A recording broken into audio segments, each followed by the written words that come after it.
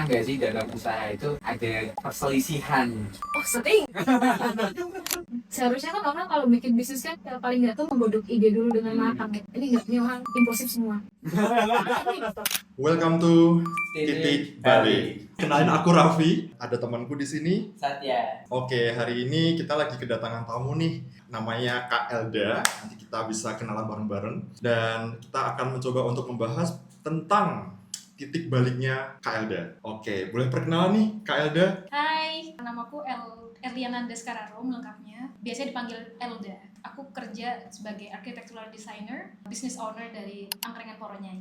Oke, tadi udah kenalan Mbak Elda. Boleh tahu nggak backgroundnya sebelumnya ini kuliah di mana? Terus kenapa akhirnya punya usaha sambil kerja? Boleh diceritain Mbak Elda? Aku dulu kuliah di Universitas Islam Indonesia, jurusan arsitektur. Habis itu aku langsung magang, habis lulus aku magang selama 2 bulan. Terus habis itu apply. Waktu itu zaman COVID, jadi kayak susah banget cari kerjaan kan. Sebenarnya awalnya nggak langsung cari kerja sih, saya udah apply, nggak ini kan apa namanya nggak keterima karena COVID juga. Terus bingung juga mau ngapain. Waktu itu sempat buka usaha kuliner dulu. Oke. Sama teman. Kita di rumah di Ngawi. Oh, di Ngawi. Iya, kita buka open PO. Waktu itu sama temanku kita buka kayak katsu gitu kan. Oke. Nasi katsu, terus cireng, telur asin, kayak gitu-gitu. Terus abis itu kita berdua sama-sama baru lulus kuliah, terus nggak tahu mau ngapain, apply belum terima. Akhirnya kita buka itu, terus habis itu salah satu dari kita terima magang. Saya dulu terima magang. Akhirnya bisnis itu kita LDR. Saya keterima magang di Jogja. Teman saya tetap di Ngawi, dia juga sambil cari kerjaan. Kita LDR, beberapa produk yang bisa aku bikin di Jogja, aku bikin di Jogja. Kalau misalnya frozen aku kirim ke Ngawi kayak gitu kan. Tapi ternyata nggak lama setelah itu temanku juga keterima di kerjaan juga, dia keterima di bank. Terus akhirnya kita pisah. Kita bisnisnya langsung tutup. Karena, iya. Itu udah berjalan berapa lama? Itu lupa banget berapa lama ya. Saya waktu itu benar-benar habis lulus kuliah langsung ini ya mungkin sekitar 3 bulan. 3 bulan. 2 bulan saya udah lupa sih. Terus aku keterima magang di Jogja, waktu itu juga kayak udahlah nggak apa, bilang unpaid dulu seperti itu kan. Kayak memang nggak tahu kenapa waktu itu sebenarnya waktu itu pengen banget jadi buka bisnis sendiri. Tapi kok waktu coba buat susun portofolio sama CV gitu kok tiba-tiba kok nyaman ya ternyata berarsitektur ya gitu. Jadi aku nemuin kayak kok aku kangen zaman-zaman kuliah ngedesain sesuatu ternyata. Gitu. Terus habis itu aku coba cari-cari ini magang, keterima unpaid ada di Jogja. Terus ya udah akhirnya aku kasih timeline kan nggak mungkin unpaid terus dong. Akhirnya kayak oke, ternyata mereka bebas, boleh berapa bulan. Akhirnya aku minta, aku mau 2 bulan aja. Terus ya udah, akhirnya aku magang di situ 2 bulan. Terus aku ngelihat ada lowongan, ada opportunities. Terus aku apply. Dia kantornya di Jakarta. Terus ya udah. Perusahaan di Jogja. Perusahaan di Jogja yang magang. Oh, yang magang. Iya. Terus akhirnya terus aku apply apply di ada di Jakarta. Oke, sebelum lebih jauh nih ya. Tadi kan sempat nyebutin kalau Kak Elda coba bikin bisnis di bidang kuliner kan berarti ya. Kenapa kok bisa-bisanya mencoba untuk merambah ke bisnis kuliner itu seperti apa? Apakah passion di situ? Atau jangan-jangan memang pengen mencari hal yang baru biar bisa sambil belajar atau seperti apa? Emang suka masak. Terus jadi emang dari kuliah itu sebenarnya pas kuliah juga udah pernah buka PO dimsum sama teman aku zaman itu. Tapi nggak jalan juga karena kita emang ternyata lebih cocok temenan daripada bisnis. Karena gimana ya, kalau bisnis emang harus nyari cocok-cocokan apalagi kalau masih kuliah kan emosionalnya masih tinggi banget. Jadi ada yang kerjanya kurang dikit kita udah marah kayak kamu gimana kok nggak into ini gitu. Kamu gimana gitu. Akhirnya kita udahlah daripada pertemanan kita buyar, udah kita tutup aja, kita fokus kuliah kayak gitu. Tapi emang gara-gara ibu juga suka masak, saya jadi turun ke anak-anaknya, semua anak-anaknya pada suka masak semua gitu. Lalu selama di bidang arsitektur ya, itu apakah ada nih kayak turning point atau titik balik di mana mungkin Kak Elda tuh lagi ngerasa kayak wah kok ini susah banget ya gitu. terus tiba-tiba ada kepikiran buat merambah ke bisnis lain. Ada sempet kayak gitu nggak? Waktu waktu udah kerja sebenarnya enggak sih, karena kayak semuanya Nyaman ya. semuanya kayak alhamdulillahnya semua itu kayak lancar gitu loh waktu di arsitektur. Malah justru sebelum masuk ke dunia ini gitu, sebelum masuk ke kerjaan arsitektur, waktu kuliah bisa dibilang maksudnya kalau teman-teman yang lain tuh udah punya pandangan sektor kayak apa. Bahkan dulu kan aku nggak punya pandangan buat jadi arsitek, karena saya dulu pengen jadi dokter. Kenapa tuh pengen jadi dokter? Kan agak Karena- jauh ya dari arsitektur ke Karena dokter. bapak saya dokter. Oh.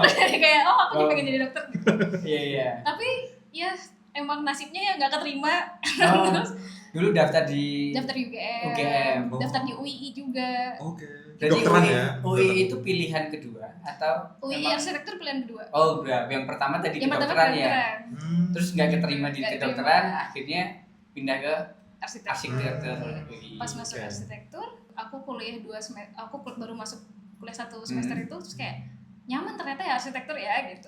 Suka juga Suka gitu. ternyata sama dunianya, walaupun aku nggak paham sama sekali. Maksudnya orang-orang yang masuk arsitektur, saya ngeliat teman-teman saya udah pada punya Udah punya gambaran. udah punya pandangan. Arsitektur tuh bikin bangunan apa, saya waktu itu bener-bener nol, Hmm. nggak ngerti apa-apa. Bahkan disuruh gambar juga, gambar apa sih, dulu paling cuma suka gambar manga gara-gara suka nonton Conan. Kayak, terus ya udah akhirnya mulai nyaman. Terus disuruh orang tua buat daftar kedokteran lagi semester 2 pun saya udah nggak niat. Oh. Akhirnya kayak nggak mau, saya tetap mau di sini ya gitu. Berarti dari orang tua sebenarnya ngarahinnya jadi dokter ya. Iya. Tapi Iya. ternyata di arsitektur nyaman juga nih. Iya, Akhirnya betul. keterusan di situ. Keterusan di situ. Jadi daftar yang di kedokteran. Iya. Oke. Tapi untuk masalah selama kan namanya S1 itu kan 4 tahun ya, Iya. untuk arsitektur juga 4 tahun. Nah, apakah di momen-momen pertama kayak semester pertama itu ngerasa kayak ternyata nggak enak ya ternyata di arsitektur, karena banyak banget nih cerita-cerita dari luar sana kan, arsitektur itu sulit gitu, kuliahnya sulit, terus habis itu suka lembur kayak gitu Iya. kan. Nah ini ada ngerasa kayak ada mungkin hal yang dipikirkan, wah kok aku salah jurusan ya, ternyata ya mending aku dokteran aja gitu. Jujur nggak pernah ngerasa salah jurusan, Ah. karena kebetulan aku orangnya suka tantangan baru. Ah. Jadi waktu di arsitektur aku malah mikirnya kayak ya udah aku harus tanggung jawab sama pilihanku sendiri gitu. Jadi waktu ngejalanin kuliah di sana memang sih ada titik-titik di mana kayak sempat minder sama teman-teman, karena kayak mereka kok lebih paham ya, aku nggak tahu sama apa-apa sama sekali. Akhirnya sempat agak-agak krisis identitas, karena apa jangan-jangan aku bukan arsitektur ya? Oh, Apa bukan dunia aku nih di sini gitu iya, ya. apa jangan-jangan aku coba explore. Waktu itu sempat nyobain lukis-lukis gitu. Oh ternyata aku bisa lukis. Apa jangan-jangan aku lebih ke ilustrator ya, kayak gitu-gitu. Jadi Jangan larinya isi nih ya. iya, malah jadi agak-agak mix gitu. Iya. Apalagi dulu kebetulan teman-teman saya orangnya kreatif semua kan. Terus jadi kayak ya satu jadi ada semangat buat kreatif, tapi yang kedua juga kadang-kadang jadi jangan-jangan aku punya second option gitu. Oke. Terus akhirnya waktu lulus pun I'm not very proud of my thesis sebenarnya kan. Kayak di antara teman-temanku kayak mereka bisa perfectly explain what they design, tapi aku coba berdasarkan intuisi. Kayak Oke. ya gini gitu. Terus akhirnya ya udah aku lulus aja gitu. Apalagi waktu itu lulus COVID, stresnya double. Oke. Terus ya udah akhirnya lulus itu. Tapi malah yang bisa bikin aku terima kerja adalah tesis. Oh malah gitu. Surprisingly bisa malam Yes. ini ya. Surprisingly yang bisa bikin aku terima kerja malah tesisku, karena software yang aku gunakan saat aku tesis. Oke, memang softwarenya ini masih jahil banget, Bang. masih jarang banget orang pakai di Indonesia sih. Walaupun aku lihat udah mulai ya ada orang buka kelas software itu, tapi untuk tahu siapa yang bisa pakai untuk kapasitas sampai bikin gambar tag kayak belum. Belum aku aja. Gambar maksudnya gambar teknik. Gambar teknik ya. Belum aku mungkin ada. Kenapa akhirnya memutuskan tesis itu untuk memutuskan aplikasi itu untuk jadi tesis? Karena waktu itu untuk ngerjain tesis kan butuh efisien. Nah, kalau aku harus pakai software yang kampus bisa, itu otomatis kayak jadi campur-campur, karena aku juga dari awal waktu diajarin dosen waktu itu lebih ke software yang aku pakai sekarang. Oh gitu. Nah, jadi waktu tesis aku memutuskan pakai itu full tanpa dicampur-campur software lain. Karena aku pakai itu full dari desain konsep sampai gambar teknik, akhirnya ya itu aku pakai itu. Tapi belajarnya susah nggak waktu pertama kali pakai software ini gitu? Karena kebanyakan kan kalau nggak biasa dipakai orang lain, biasanya tuh ada ini sulit banget nih gitu, aplikasinya. Kalau di tadi aplikasi yang mbak pakai sekarang itu karena sulit kah atau memang jarang aja orang pakai gitu? Dia tuh memang waktu awal-awal belajar agak sulit ya, karena nggak kayak software yang satunya yang kalau bikin 3D tinggal ditarik-tarik gitu aja kan, gampang-gampang gitu. Kalau orang lagi konsep lagi ide kan kadang-kadang nggak tahu bentuknya kayak apa kan, kita belum tahu dindingnya mau taruh mana atau mungkin itu mau gimana bentuknya kayak gitu kan. Sedangkan software yang aku pakai sekarang ini tuh dia bener-bener software yang aku harus tahu bahwa kayak itu sistemnya kayak apa. Jadi kamu harus tahu the exact positionnya gimana, karena nggak bisa nggak bisa langsung kayak dibentuk-bentuk seenaknya gitu. Dan bersyukurnya waktu belajar software itu juga ada satu senior kita yang emang udah expert di situ, dan dia dikerahkan sama dosen saya untuk ngajarin kita semua di kelas itu. Dibimbing lah langsung sama expertnya. Jadi kita kalau ada apa-apa langsung tanya kayak mas ini gimana, terus dia ngajarin ini gimana dia belajar. Benar-benar ini ya, benar-benar apa namanya, ternyata kita nggak tahu ternyata kedepannya berguna banget gitu ya. Iya, waktu itu sebenarnya waktu ngerjain tesis pakai software itu dan aku belum lancar pakai itu tuh rasanya juga kayak ini gimana sih, susah banget gitu. Belajarnya juga pusing. Iya, karena tapi demi efisiensi, karena kalau misalnya aku pakai software yang beda-beda, nanti denahnya berubah, 3D-nya nggak berubah. Harus di-convert ke sini kan. Ngupdate-nya harus kayak 2 software. Akhirnya harus kayak enggak ini demi efisiensi, akhirnya aku harus bisa pakai software yang ini gitu. Jadi full aku pakai itu. Kebetulan di kerjaan yang aku apply itu dia minta contoh kerjaanku yang full pakai software itu. Udah langsung minta portofolio yang full pakai itu. Entah waktu mahasiswa atau pernah kerja di mana full pakai software itu. Akhirnya udah aku kirim PDF tesisku karena aku pengen mereka lihat hasilku kerja pakai software itu gimana. Terus ya udah dari situ mereka kayak anaknya ini bisa pakai ini gitu, at least buat bikin gambar kerja, buat designing kayak gitu bisa. Ya udah akhirnya dari situ mulai masuk tahap-tahap selanjutnya lagi. Aku penasaran nih, kamu dulu pernah nggak sih kayak ini mencoba untuk apply di kantor yang base-nya tuh kantor orang Indonesia, bukan yang tadi kan kamu sebut ini ya kak ya, kantor yang itu ada cabang dari Australia tapi di Jakarta gitu. Nah, waktu itu kamu ada kesusahan nggak sih kayak apply di yang bener-bener yang ownernya tuh orang Indonesia?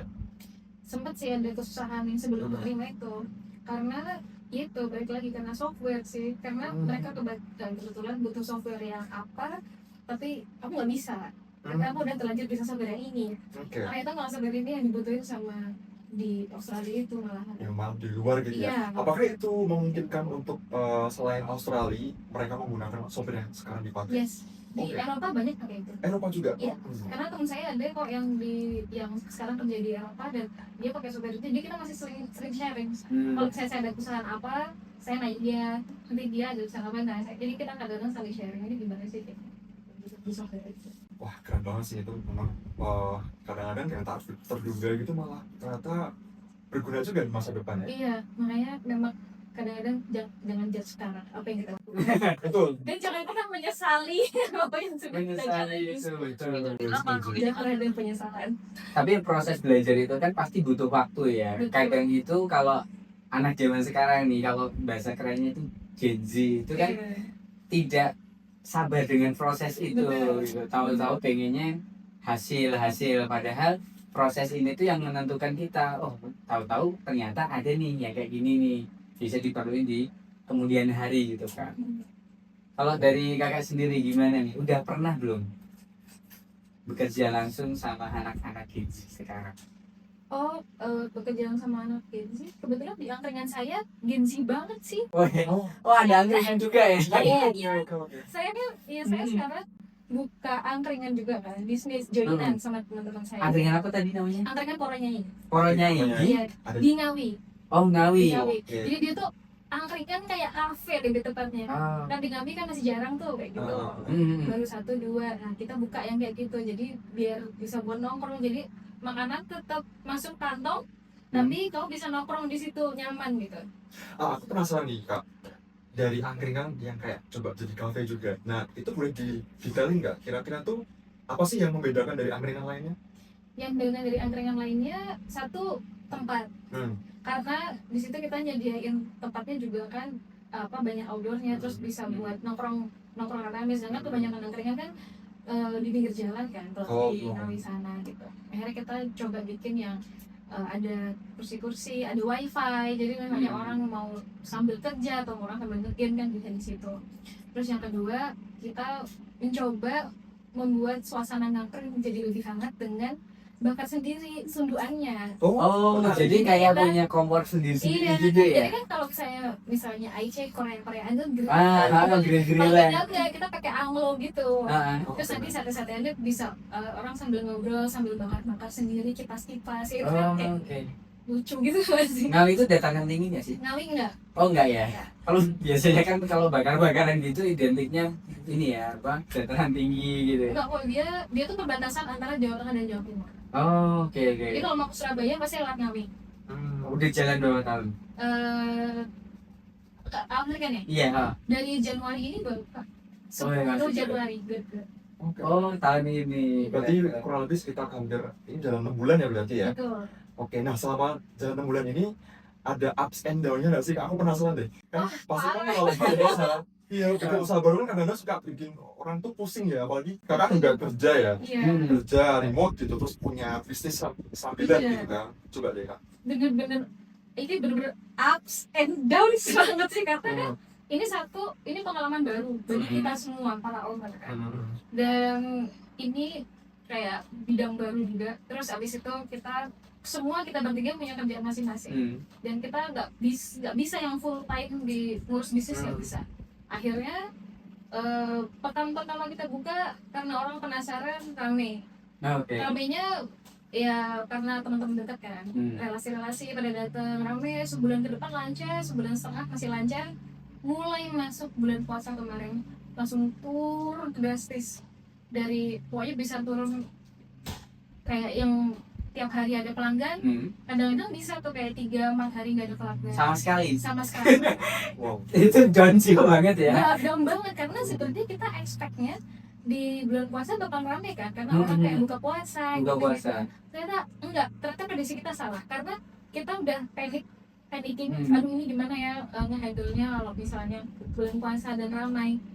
Kita sampai hire 1 karyawan lagi. Jadi belum tahu ini ramai apa enggak, udah hire dulu lah, karena biasanya ramai. Kita awal buka udah ada 1 karyawan kan. Akhirnya kita kayak, yaudah kita harus bisa nih hire 1 karyawan lagi, karena beban kerjanya biar terlalu hektik. Iya, terlalu hektik kan. Terus yaudah kita panik, kita hire 1 karyawan. Jadi kita punya 2. Ternyata nggak disangka-sangka pas bulan puasa malah sepi banget.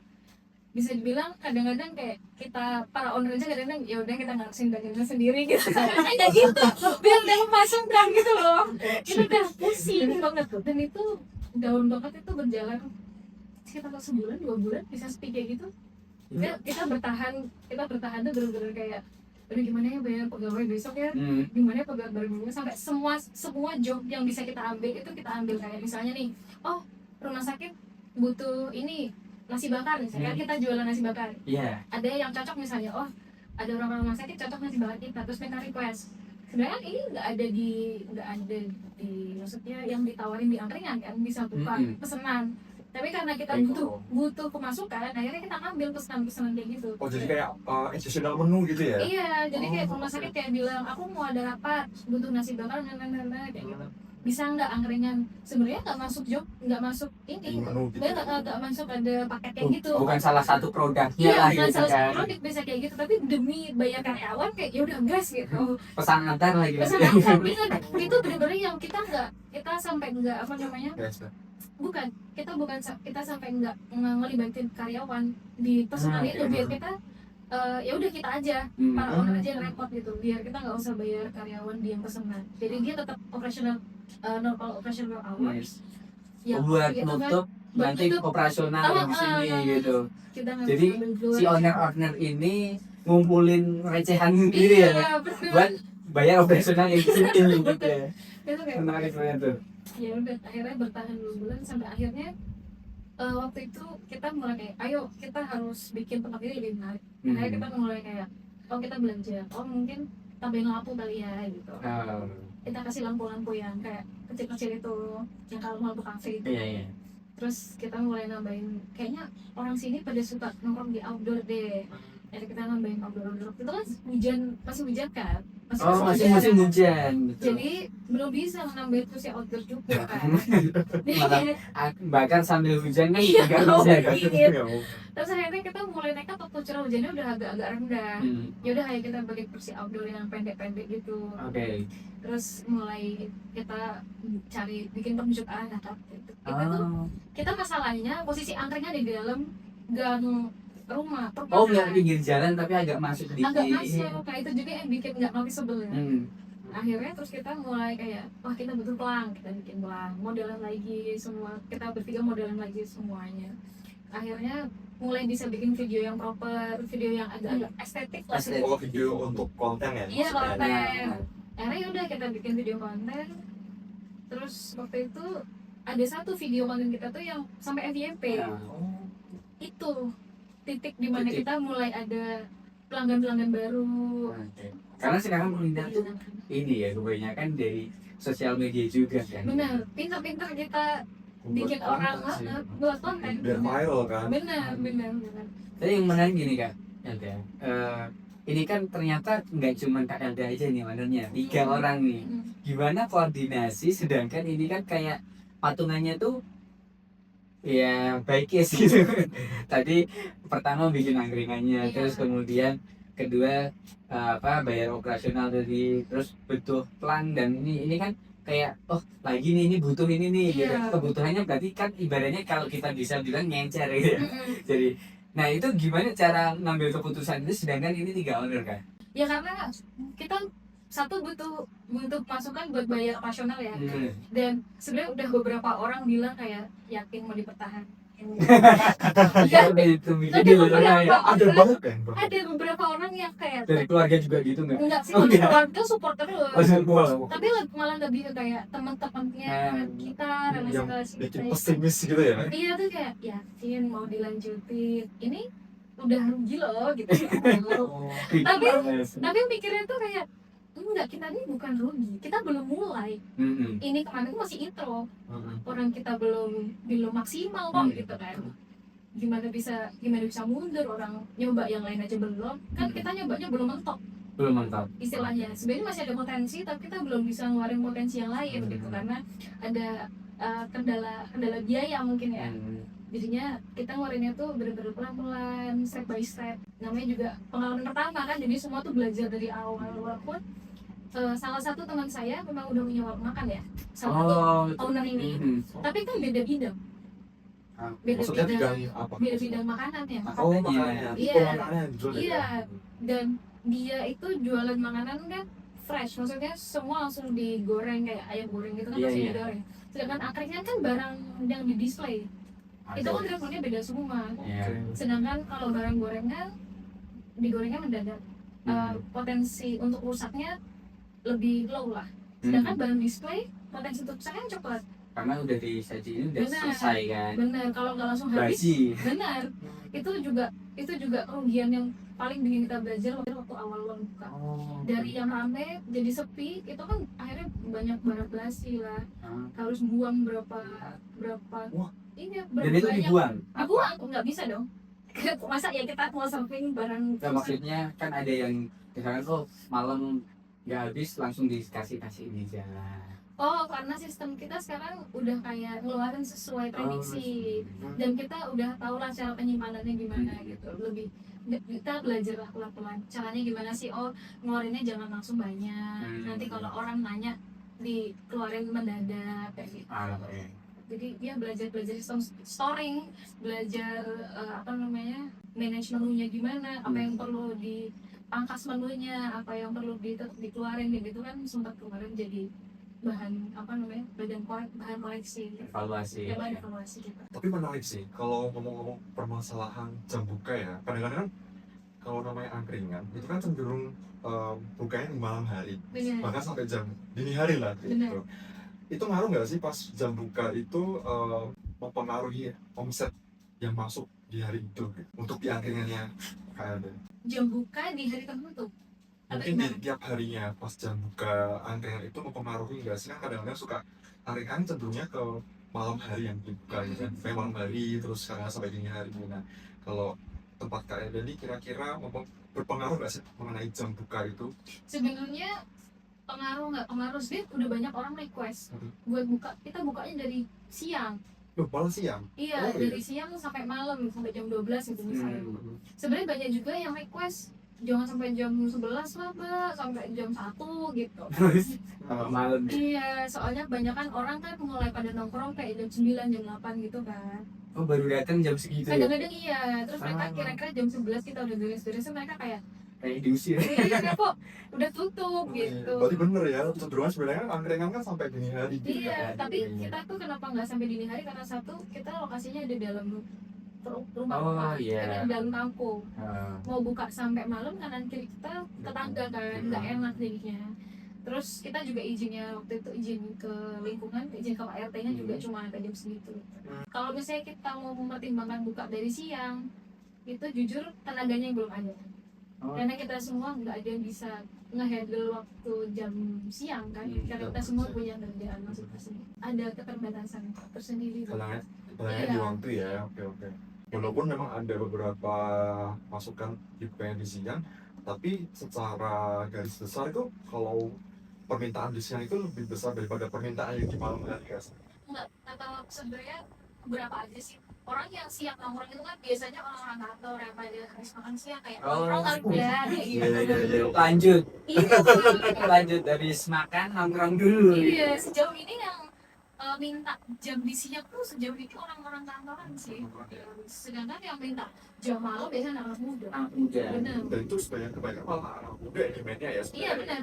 Karena kita memang targetnya maunya di anak muda. Ada sih kita keinginan buat buka dari malam misalnya. Kayak atau mungkin kita bukanya dari kayak jam 12 siang atau jam 12 malam ya. Iya. Cuman ya kita pelan-pelan lah, step by step. Takutnya kayak tadi ya. Benar. Iya, Udah impulsif Impulsif Iya. ternyata.